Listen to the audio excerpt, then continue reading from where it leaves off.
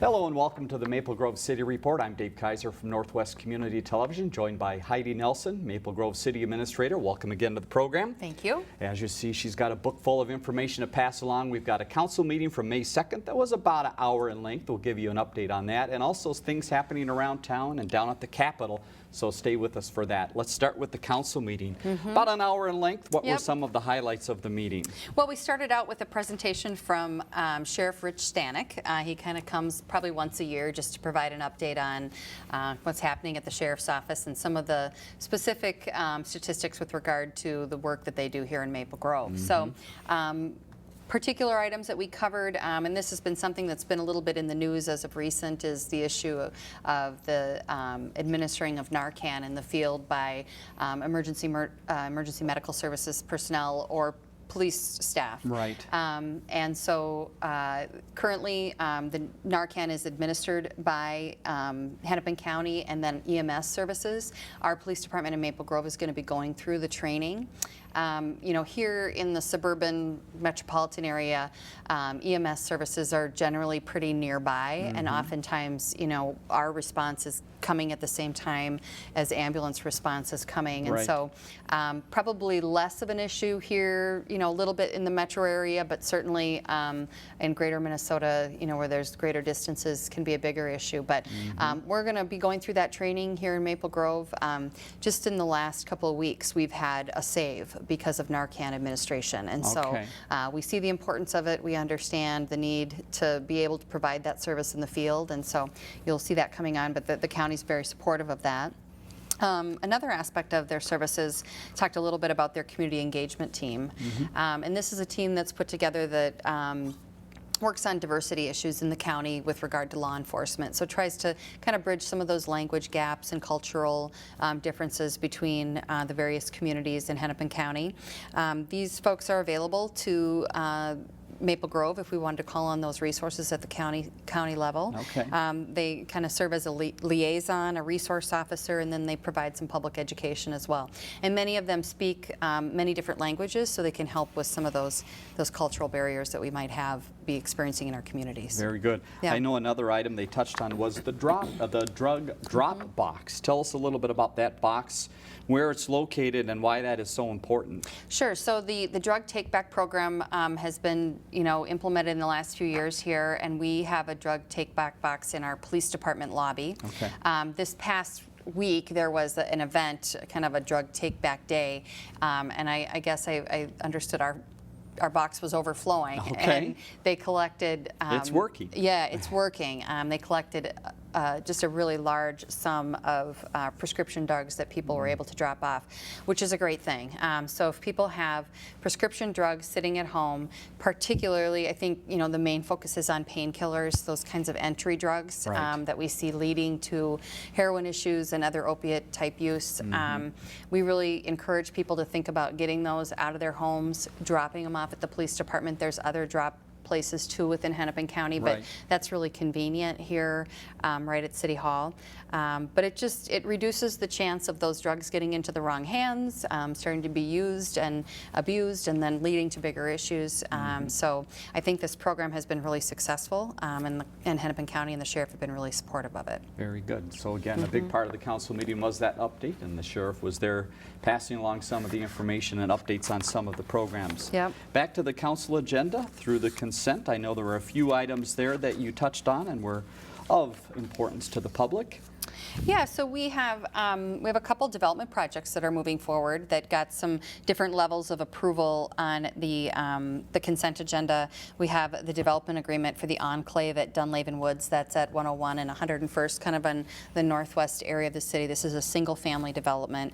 And then ordering the feasibility study for the markets at Rush Creek. So that project continues to move forward just a little bit further south on 101 at Bass Lake Road, and that's the commercial anchored development with Hy-Vee, the Hy-Vee grocery store. So they are anxious to get going, and so we're working just as fast as we can. You'll probably see that development agreement for them come back here in the middle of May.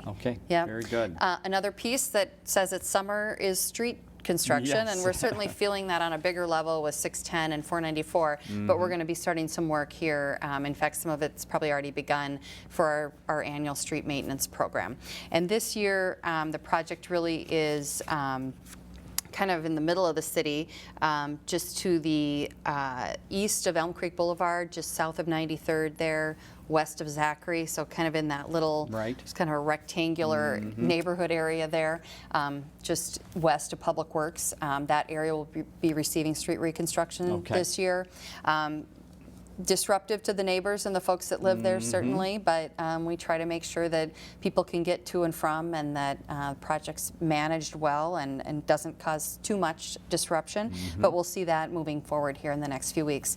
At the middle of May, that agenda will be going forward to start the process to issue bonds for that project, to issue the debt to pay for those services or for that construction project. So few steps to that, but construction is getting going on that as well. Very good. Yes. And you mentioned 494. It was not on the agenda, but while we're talking road construction, let's just mention that real quick. Again, people need to pay close attention because things have changed a little bit because of the construction. Anything you've heard at City Hall related to that?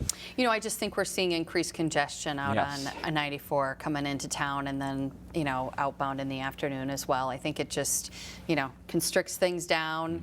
Tighter area to travel within, so it slows people down, which is a good thing. Right. But certainly puts extra pressure on traffic flow out there. And then, you know, up in the 610 corridor, we're going to continue to see a lot of work up there, and some impacts to the traveling lanes up there as we go through the summer, you know, here and there. But yeah, I think it's just more pressure on 94, and but we all just got to think about the end of the year here and how lovely it will be once, you know, think about last, boy, it was like a Christmas gift when they opened up 494 from 394 going up. south, Man, it was like, wow, this is amazing. Well, that's what we'll be at the end of the year. So I think it'll be really appreciated by everyone when it's finished, but a little more pain for this season that we got to go through. During the process. Yeah. Back to the council agenda. Other consent items, or moving on to other items? You know, I think that kind of wraps it up for the consent agenda in terms of the bigger items. We did have one regular agenda item for the Mirabel. This was for the concept stage plan. This is a 32-lot villa home project. It's kind of just north across the street from Lifetime Fitness in the community center, kind of at that corner of Norwood and Weaver Lake there.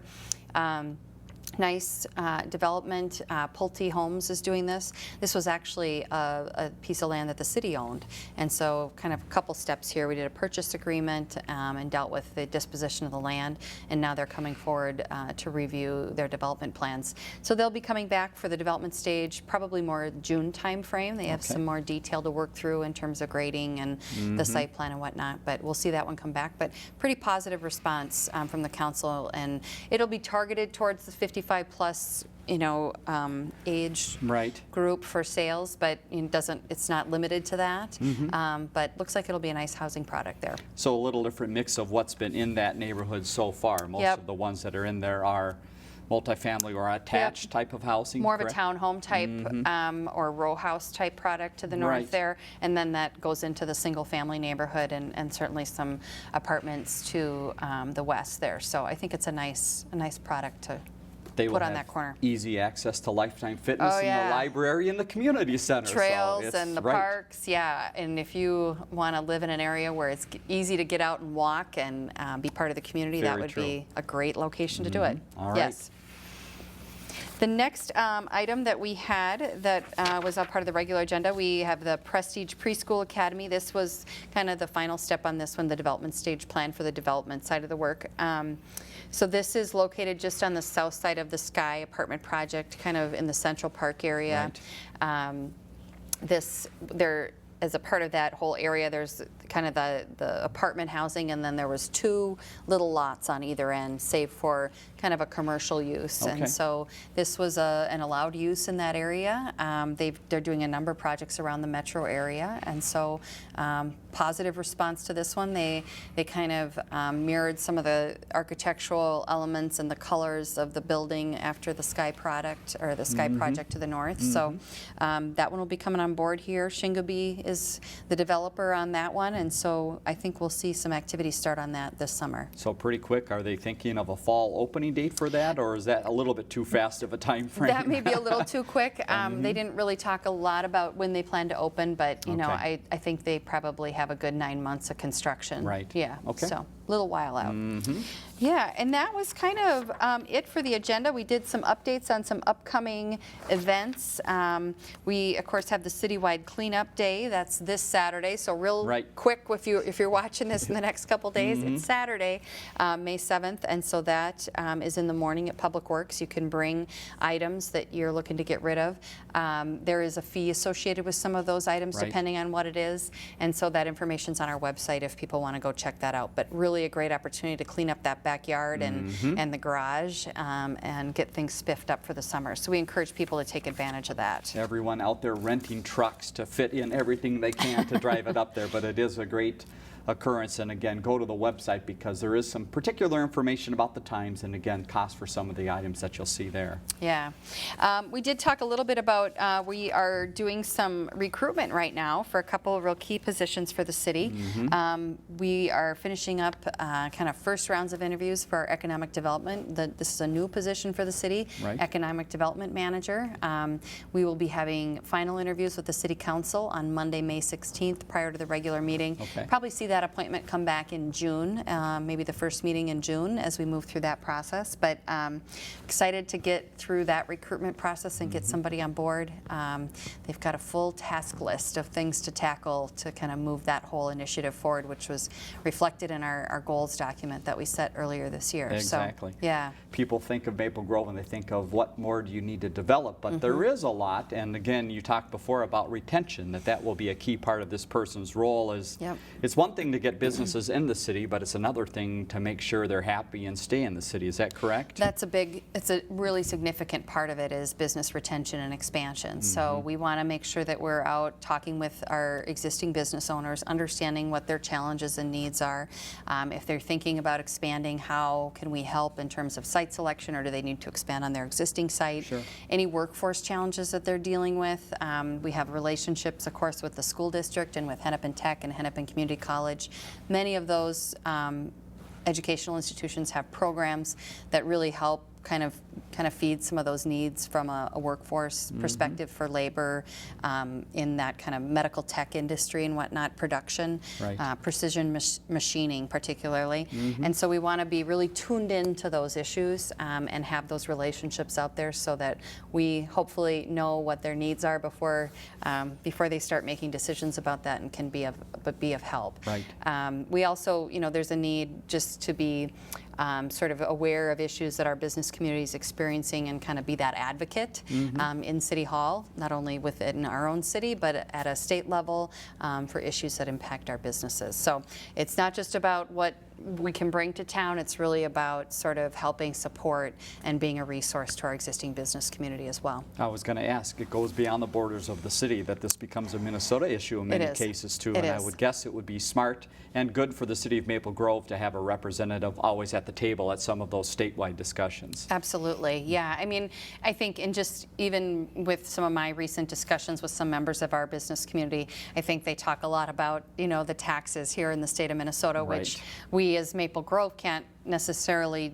directly impact. It's really more about corporate tax, but there are things that we can help be supportive of. And I think there's been some tax credit programs around research and development for some med tech companies that have been on the verge of maybe going away. And so, how do we help be an advocate for some of those things and think about things that they do at the legislature, come home to affect us here in Maple Grove. And so Right. we want to make sure we're paying attention to those issues as well. And we talked a little earlier about 610 and the construction and that final connection that will be made out to 94.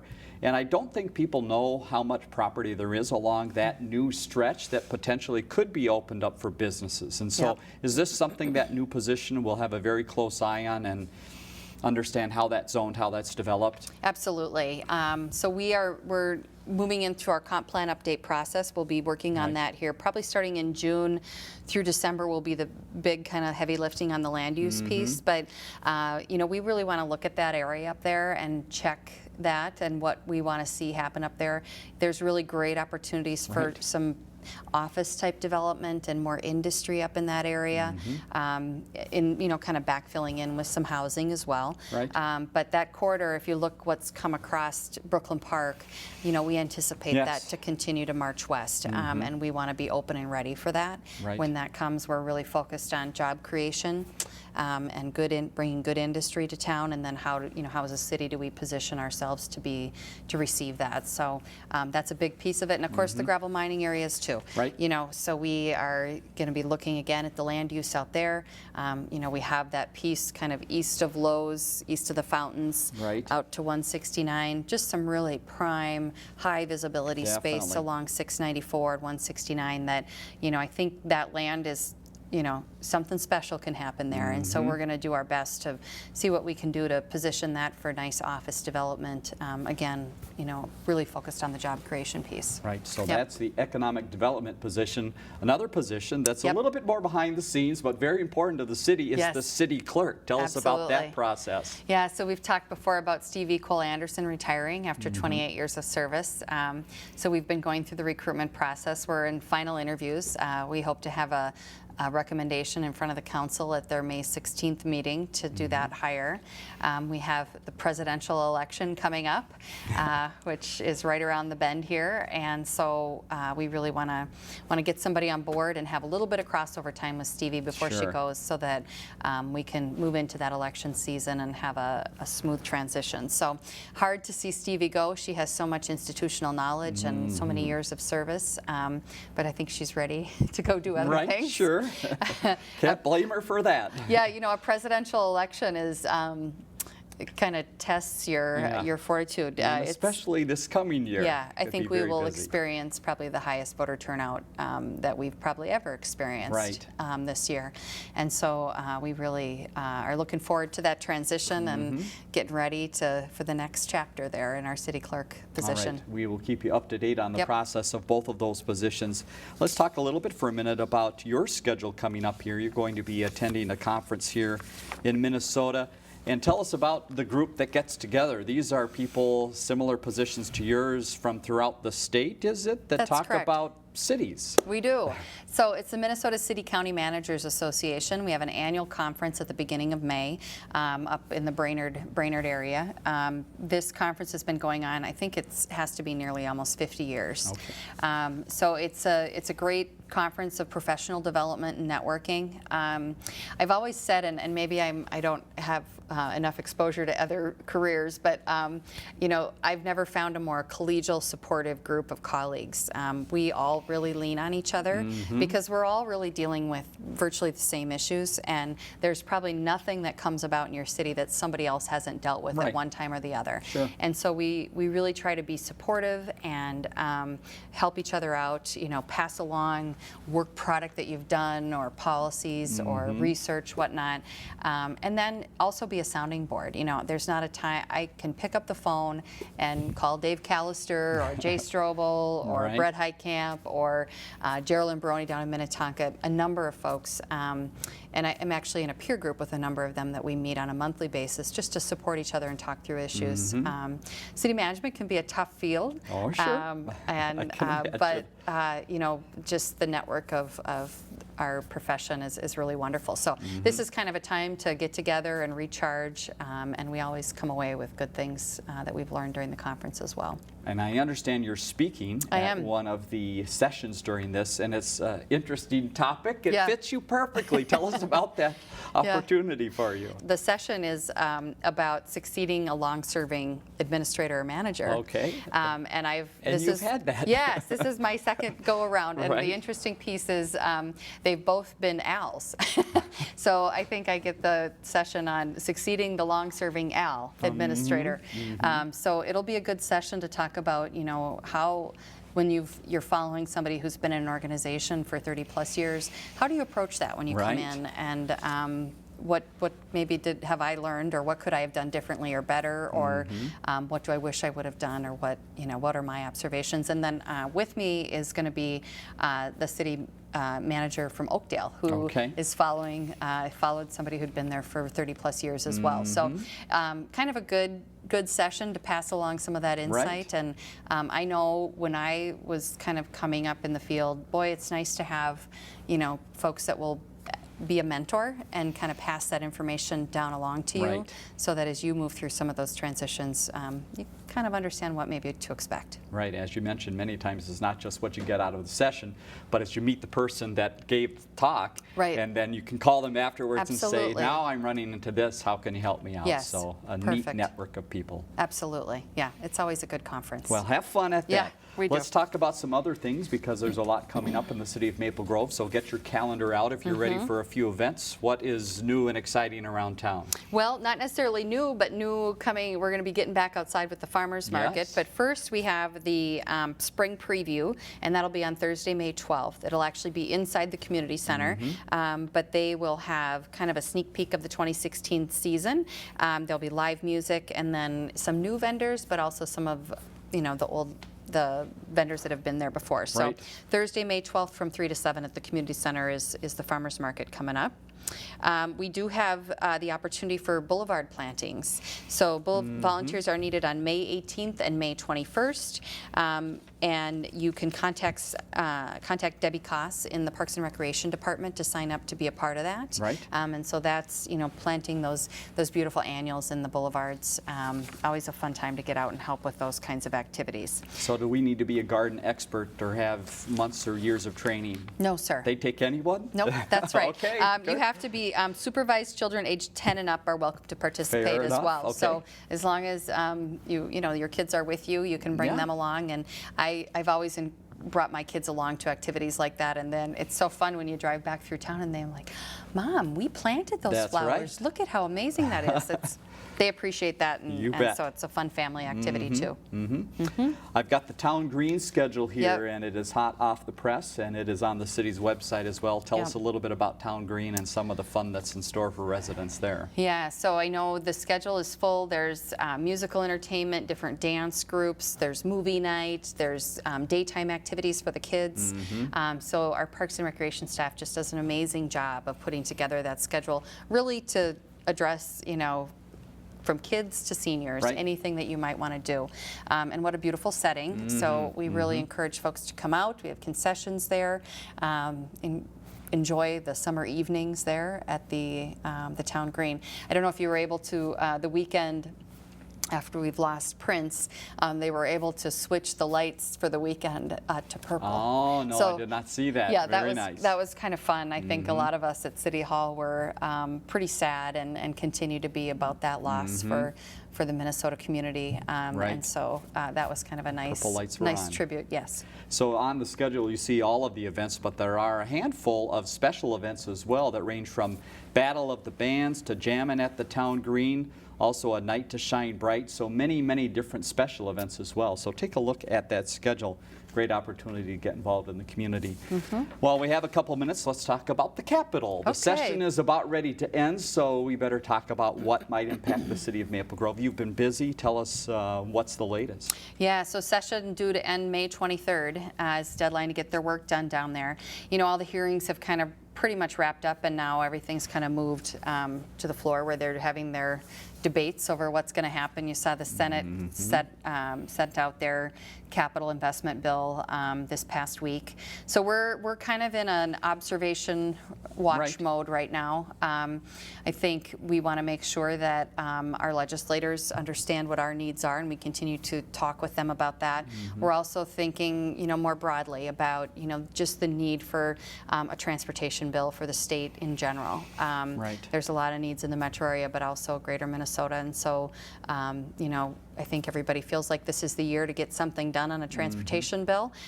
So we continue to talk with our legislators about that as well. So, and that certainly has a relationship to the 610 funding. So that's an important piece. But we'll continue to monitor pretty closely here. We've got a couple things at play with our tax increment financing Right. bill and the tax bill side, and then the 610 funding on sort of the transportation geo-bonding side. So we'll see what happens. And just a little inside government for folks. These often don't happen by themselves. In No. other words, you come up with a bill, you are looking to get something done specifically for Maple Grove Right. in the way of the TIF district, but that's not how it always plays out. Give us a little insight of what happens to that and how it gets grouped in with other things. Yeah, so for instance, our tax increment financing proposal, ideally becomes part of a broader tax bill, and that you have your hearing and it gets laid over into those, the next committee and then to the floor. But we always hope that we stay tucked in there as it moves Right.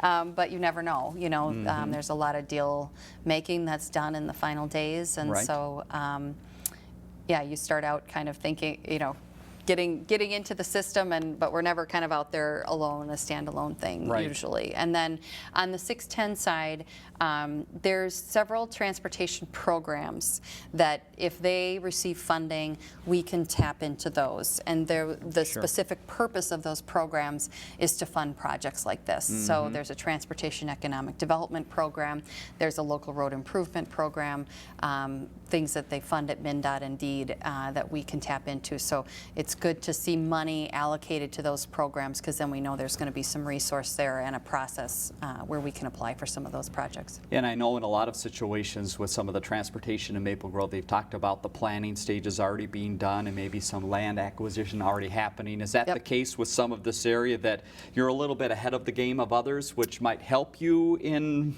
how people look at your project? Yeah, I think so. I mean, as they've moved through getting to where we are today, there's been a lot of right-of-way acquired for that project.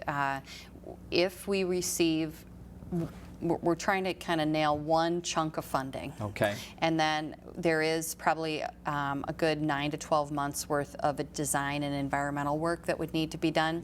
That work is expensive, Right. and it's time sensitive. So you don't want to be too far out ahead of when Exactly. a project would happen to do that work, to be really truly shovel ready, because if you do it and then nothing happens for 5 years, you're kind of back to the drawing board a little bit. So Right. we want to be timely with when we pull the trigger on that engineering work.